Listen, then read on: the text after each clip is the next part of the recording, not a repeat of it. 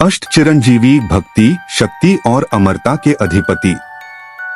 8 चिरंजीवियों के चिरंजीवी होने के कारण। सनातन धर्म में चिरंजीवी वे होते हैं जो कलयुग के अंत तक जीवित रहेंगे और धर्म की रक्षा करेंगे। प्रत्येक चिरंजीवी को किसी विशेष कारण से अमरत्व प्राप्त हुआ था।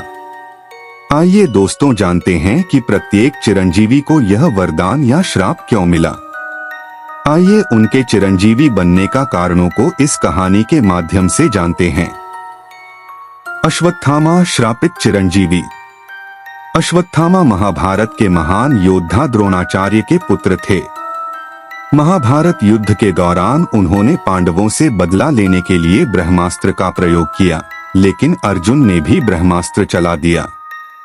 इस विनाश को रोकने के लिए व्यास ऋषि ने दोनों को ब्रह्मास्त्र वापस लेने को कहा, पर अश्वत्थामा को इसे वापस लेना नहीं आता था। क्रोध में आकर उन्होंने अभिमन्यु की गर्भवती पत्नी उत्तरा के गर्भ में पल रहे पुत्र परीक्षित को मारने के लिए ब्रह्मास्त्र को उत्तरा की ओर मोड़ दिया और अभिमन्यु के पुत्र परीक्षित की मृत्यु हो गई। परंतु भगवान श्री कृष्ण ने अपने योग बल से परीक्षित को पुनर्जीवित कर दिया और अश्वत्थामा को श्राप दिया कि वह हजारों वर्षों तक धरती पर भटकते रहेंगे। उनके शरीर से खून और मवाद बहता रहेगा। वे किसी भी स्थान पर स्थायी रूप से नहीं रह पाएंगे। वे मृत्यु की कामना करेंगे, लेकिन उन्हें मृत्यु प्राप्त नहीं होगी। राजा बलि भक्त की अमरता। राजा बलि असुरों के महान राजा थे। वे अपनी दानशीलता और भक्ति के लिए प्रसिद्ध थे। उन्होंने इंद्र और देवताओं को पराजित कर स्वर्ग पर अधिकार कर लिया था। उनकी शक्ति बढ़ती देखकर देवताओं ने भगवान विष्णु से सहायता मांगी। भगवान विष्णु ने वामन अवतार लेकर राजा बलि से 3 पग भूमि का दान मांगा। वामन भगवान ने 3 पगों में संपूर्ण ब्रह्मांड को नाप लिया और बलि को पाताल लोक भेज दिया।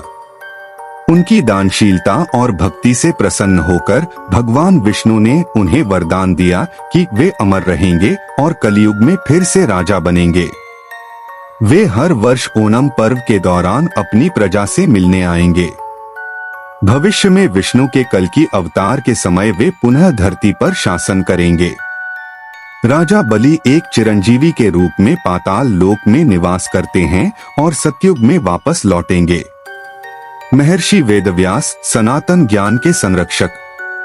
वेदव्यास महाभारत के रचयिता और वेदों के विभाजक थे। उन्होंने 4 वेदों को व्यवस्थित किया और 18 महापुराणों की रचना की। उनका उद्देश्य सनातन धर्म के ज्ञान को आगे बढ़ाना था। इसीलिए भगवान ने उन्हें वरदान दिया कि वे युगों तक जीवित रहेंगे और सनातन धर्म का प्रचार करते रहेंगे। वे हमेशा सत्य और धर्म की रक्षा करेंगे। आज भी माना जाता है कि वेदव्यास हिमालय में ध्यानस्थ हैं और उच्च कोटि के साधकों को दर्शन देते हैं। हनुमान भगवान राम के अनन्य भक्त। हनुमान जी भगवान शिव के रुद्रावतार माने जाते हैं। भगवान राम के परम भक्त होने के कारण उन्होंने संजीवनी बूटी लाकर लक्ष्मण को बचाया और लंका युद्ध में महत्वपूर्ण भूमिका निभाई। जब भगवान श्री राम वैकुंठ जाने लगे तो हनुमान ने उनसे प्रार्थना की कि वे हमेशा उनके भक्तों की सेवा में रहना चाहते हैं। श्री राम ने उन्हें वरदान दिया कि वे युगों तक जीवित रहेंगे। जब तक धरती पर राम का नाम लिया जाएगा, वे भक्तों की सहायता करेंगे। माना जाता है कि हनुमान जी आज भी जीवित हैं और राम भक्तों की सहायता करते हैं। विभीषण धर्म की रक्षा। विभीषण रावण के छोटे भाई थे, लेकिन वे धर्म के मार्ग पर चलते थे। उन्होंने श्री राम को रावण को पराजित करने में सहायता की। जब रामचंद्र जी ने रावण का वध किया तो उन्होंने विभीषण को लंका का राजा बनाया। श्री राम ने उन्हें वरदान दिया कि वे चिरंजीवी रहेंगे और धर्म की रक्षा करेंगे। वे सदा भगवान विष्णु के भक्त बने रहेंगे।